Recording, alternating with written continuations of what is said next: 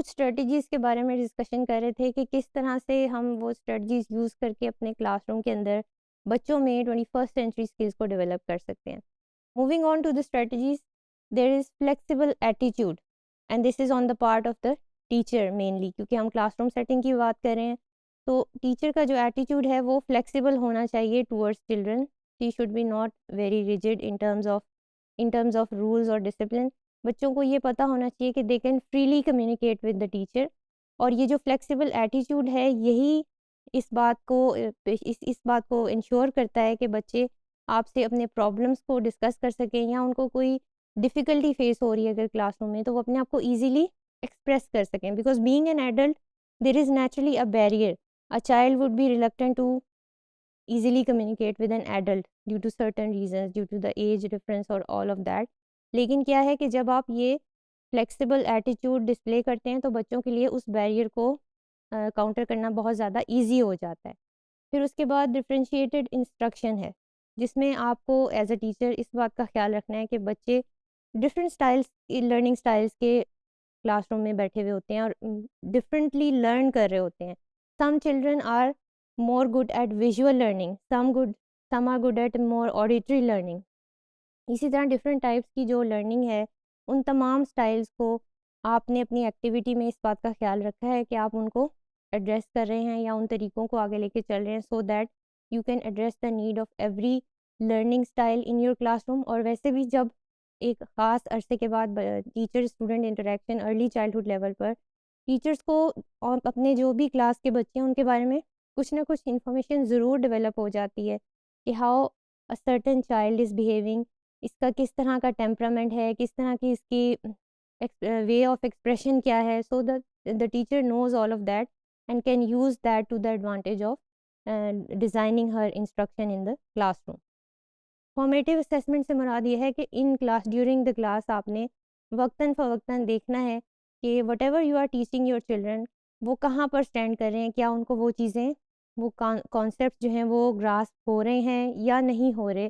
तो you can do those little short formative assessments in class online, या जिस तरह भी what ever suits the need of that activity आप उसको इंटीग्रेट कर सकते हैं।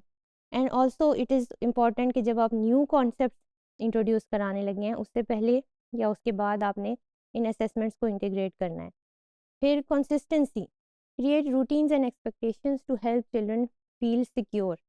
अब क्या है कि अर्ली चाइल्डहुड में बच्चे जो रूटीन्स और एक्सपेक्टेशंस होते हैं जब उनको पता होता है, मींस जब बच्चे प्रिडिक्ट कर सकते हैं कि इसके बाद अब ये होगा, अब मैंने ये काम करना है, इसके बाद हम यहाँ पर जाएंगे। When they can predict the whole day they feel more secure and they feel more trust in that environment. ये नेचुरली होता है, और ये इस तरह से है कि अर्ली चाइल्डहुड में आप यूँ समझिए कि जब बच्चे की जो हंगर की नीड है वो जब उसको फुलफ़िल की जाती है या फ़ौरन से उसको उसकी हंगर की नीड को एड्रेस किया जाता है, तो that also creates trust and a sense of security in the child. तो इससे क्या होता है कि यही चीज़ें आगे बिल्ड अपॉन, जिस तरह मैंने कहा कि लेयर्स में डेवलपमेंट हो रही होती है, तो all of that carries to the school life as well. फिर जब बच्चे स्कूल में जाते हैं तो रूटीन्स और ये सारी चीज़ें बच्चों के लिए इम्पॉर्टेंट होती हैं, but do not ignore the element of unexpected happenings now and then, ताकि बच्चों में इंटरेस्ट बरकरार रहे, उनकी एक्साइटमेंट बरकरार रहे और फ़न का जो एलिमेंट है वो भी बरकरार रहे। The last one is to offer learning experiences to help children develop the 4 C's। 4 C's by now अब आपको पता लग गया होगा कि critical thinking, creativity, collaboration,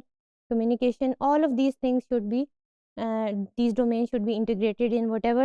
activity you are conducting या whatever teaching you are doing। तो ये strategies हमें help कर सकती हैं, and you can do this while developing the content knowledge। For example कि अगर आप बच्चों को कोई स्टोरी सुना रहे हैं और आप इंटेंशनली उस स्टोरी के अंदर बच्चों से डिस्कस करना शुरू हो जाते हैं कि maybe there is an alternative ending, तो वो ऑल्टरनेटिव एंडिंग क्या है आप बच्चों से पूछें। जब आप ये चीज़ें इस तरह की एक्टिविटीज़ और क्वेश्चन आंसर्स कर रहे होते हैं, basically you are developing the critical thinking and creativity in the children. और अगर आप बच्चों को कहते हैं कि वो फिगर आउट करें, एक सिनारियो दे देते हैं और बच्चों को कहते हैं कि फिगर आउट करें कि इन कैरेक्टर्स ने